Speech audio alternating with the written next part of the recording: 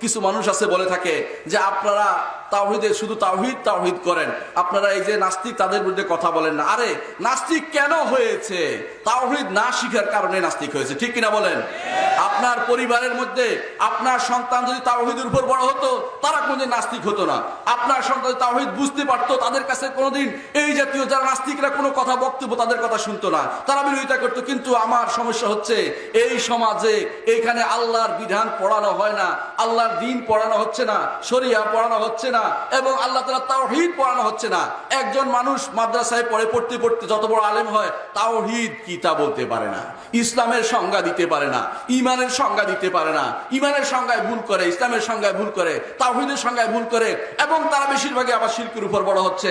মাদ্রাসার সিলেবাস যদি দেখেন সরকারি মাদ্রাসার, আপনি আশ্চর্য হবেন, সেখানে জেনে বুঝে শিরকের শিক্ষা দেওয়া হচ্ছে, ঠিক কিনা বলেন?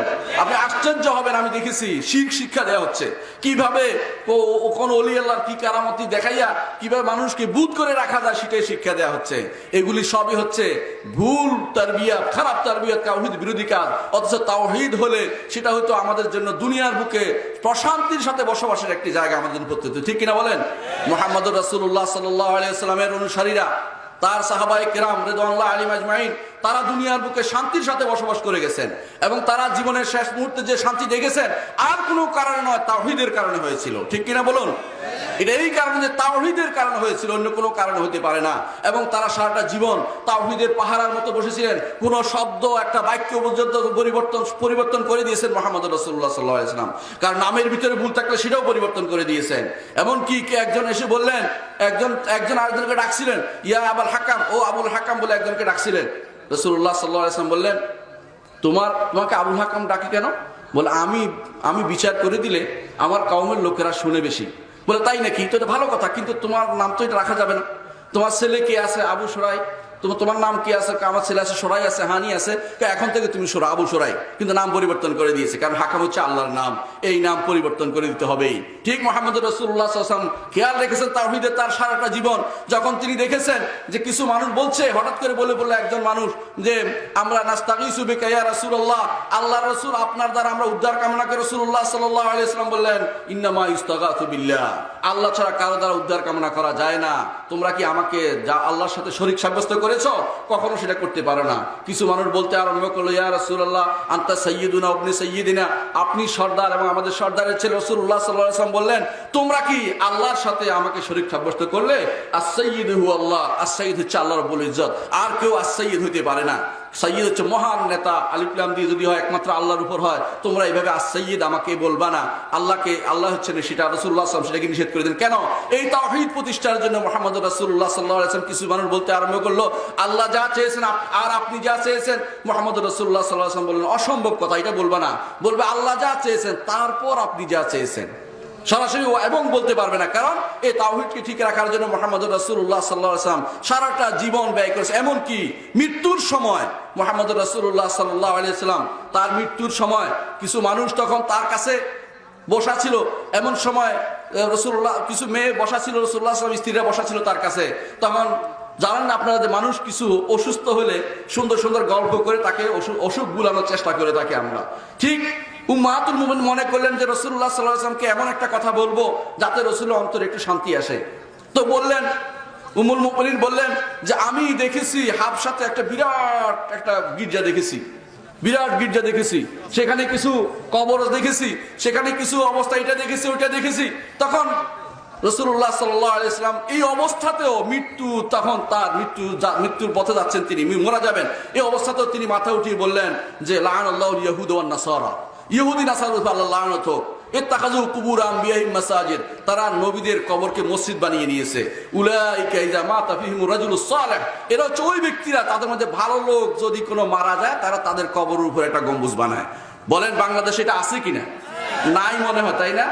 বাংলাদেশে এই সবটাই হয়। যখনই আপনি দেখবেন কেমন বানায় জানেন, আগে থেকে নিচে কবর সুন্দর করে পাকা করে ফেলে, সেখানে বিছনা বিছায়, কেউ কোরআন শরীফও দেয়। এমন কি আমি একজনের কথা শুনেছি, তিনি সেখানে কোরআন দিয়েছে, মুসাল্লা দিয়েছে। আমি বললাম তো অজুর পানিটা কে দিবে বলেন তো?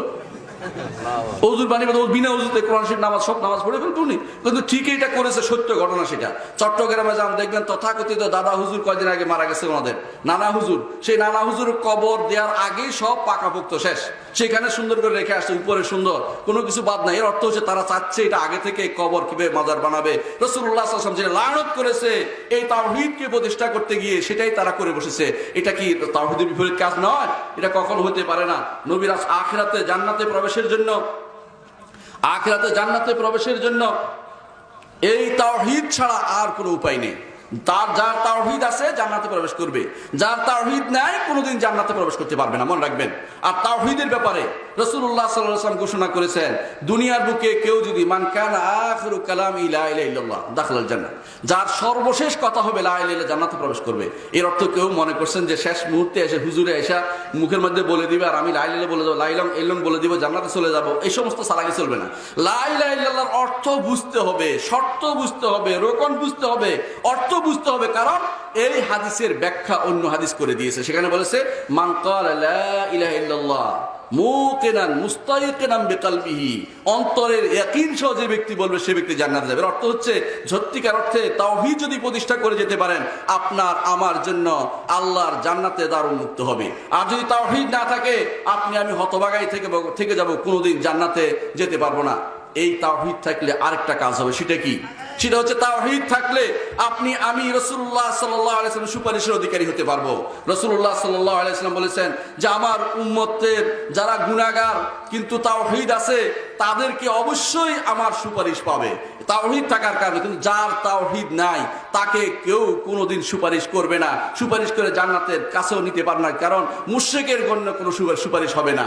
আর যারা সুপারিশ চেয়ে বেড়াচ্ছে, সুপারিশ চাওয়াটা হচ্ছে শিরক।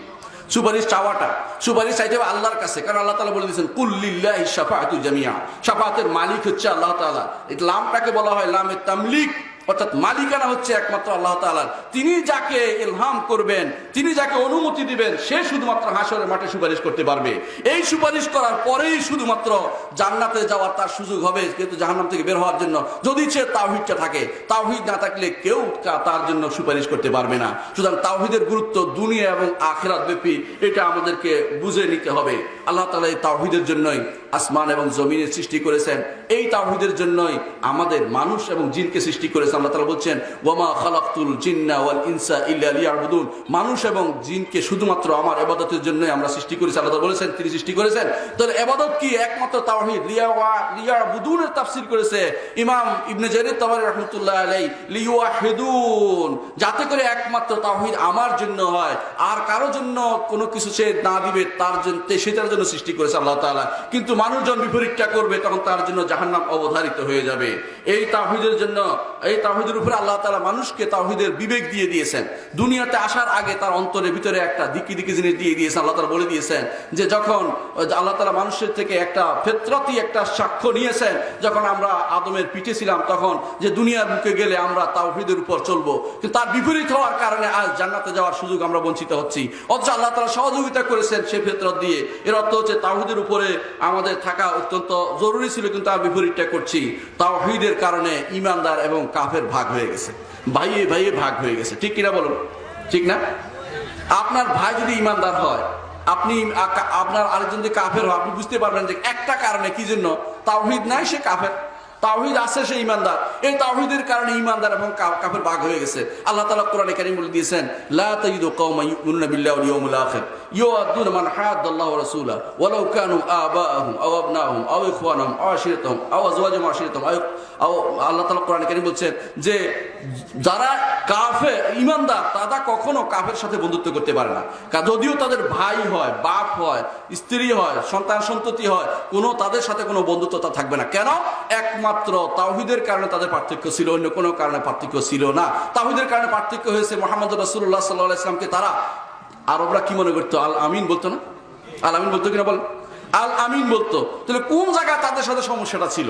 সমস্যাটা ছিল একমাত্র রাসূল যখন বলেছে যে একমাত্র আল্লাহর ইবাদত করতে হবে, লাত মানাত উজ্জার ইবাদত বন্ধ করতে হবে। লাত মানাত উজ্জা এরা সবই আল্লাহর ওলি ছিল। তখনকার দিনে এক একজন এক একটা কাজ করেছে, বিভিন্ন অর্থ আছে। এর মধ্যে এটা একটা অর্থ যে এরা সবাই আল্লাহর অলি হিসেবে ছিল। এরপরে তাদের সে সমস্ত সিম্বল হিসেবে তারা ইবাদত শুরু করে দিয়েছে, সিম্বলিক ইবাদত শুরু করে দিয়েছে। এইটির কারণটা এরা রাসূলুল্লাহ সাল্লাল্লাহু আলাইহি ওয়াসাল্লাম যখন বিরোধিতা করলেন তখনই তিনি শত্রু হলেন। এর আগ পর্যন্ত তিনি কোনো শত্রু ছিলেন না, তাদের কাছে সবচেয়ে বিশ্বস্ত ব্যক্তি ছিলেন মুহাম্মদ রাসূলুল্লাহ সাল্লাল্লাহু আলাইহি ওয়াসাল্লাম। তাহলে বোঝা গেল তাওহীদের কারণে ঈমানদার এবং কাফের ভাই এবং বন্ধুত্ব আলাদা হয়ে যায়। আজও দুনিয়ার বুকে তাওহীদের কারণে পার্থক্য হচ্ছে। তাওহীদের কারণেই বিশ্বের তাবৎ কাফেররা আমাদেরকে নিশ্চিহ্ন করে দিতে চায়, ঠিক কিনা বলুন? তারা তাওহীদের কারণে আর কোনো কারণ, তারা জানে আমাদের দেশে না বুঝতে পারে, বিশ্বের তাবৎ শয়তানরা বুঝে কারা তাওহীদের উপর আছে, কাদের শত্রুতা করতে হবে। তারা বুঝে পৃথিবীতে শ্রেষ্ঠ বিদ্যাপীঠগুলো যেগুলো তাওহীদের উপর আছে তাদের নামে ভিন্ন ভিন্ন বদনামি করে, কাউকে ওহাবি বলবে, কাউকে জঙ্গি বলবে, কাউকে ওইটা বলবে, কাউকে ওইটা বলবে। বলার ক্ষেত্রে তাদের কোনো কমতি হবে না, কিন্তু তারা বলছে, তারা জানে ভালো করে এই তাওহীদের উপর যদি প্রতিষ্ঠিত থাকতে পারে তারা কোনোদিন প্রতিষ্ঠিত, তারা ধ্বংস হতেই বাধ্য হবে যদি এই আমরা আবার তাওহীদের উপর দাঁড়াতে পারি। এই জন্য তারা তাওহীদের উপর রাখতে ধ্বংস করে দিও না। হতে পারে তারা পরে বুঝতে পারে আবার ফিরে আসবে তাওহীদে। সেজন্য অনেক মানুষ শিরক করার পরও ধীরে ধীরে তাওহীদের দিকে আসে, কারণ রাসূলুল্লাহ সাল্লাল্লাহু আলাইহি ওয়াসাল্লাম দোয়ার কারণে তারা ফিরে আসছে। এক প্রজন্ম না হলে পরের প্রজন্ম হলেও ফিরে আসছে। এজন্য তাওহীদ হচ্ছে নবী রাসূলদের দাওয়াতের মূল কথা। তাওহীদ দুনিয়ার বুকে হেদায়েত এবং আখিরাতের বুকে আপনার শান্তির সাথে বসবাসের জন্য তাওহীদ হচ্ছে মূল চাবিকাঠি। এই জন্য কোরআনে কারীমে আল্লাহ তাআলা বলছেন, সানুলকি ফি কুলুবিল লাযিনা কাফারু রুবা, আমি যারা কাফের যারা তাওহীদ বলি তাদের অন্তরে ভয় ঢুকিয়ে দেব। কেমন ভয় ঢুকিয়ে দিছে?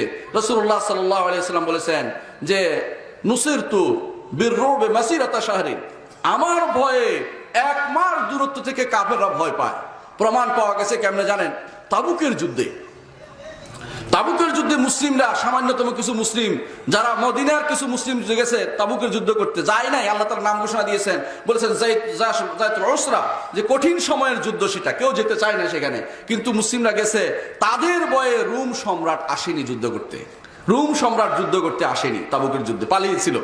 রাসূলুল্লাহ সাল্লাল্লাহু আলাইহি ওয়াসাল্লাম তখন বলেছেন, নুসিরতু বিররুবি মাসিরাতা শাহর, এক মাসের দূরত্ব থেকে কাফেররা আমাদের ভয় পাবে। আজও যদি তাওহীদের উপর থাকতে পারি কাফেররা আমাদের ভয় পাবে।